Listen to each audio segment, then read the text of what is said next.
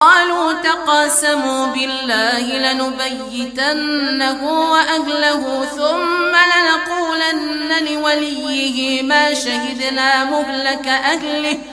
ثم لنقولن لوليه ما شهدنا مهلك أهله وإنا لصادقون ومكروا مكرا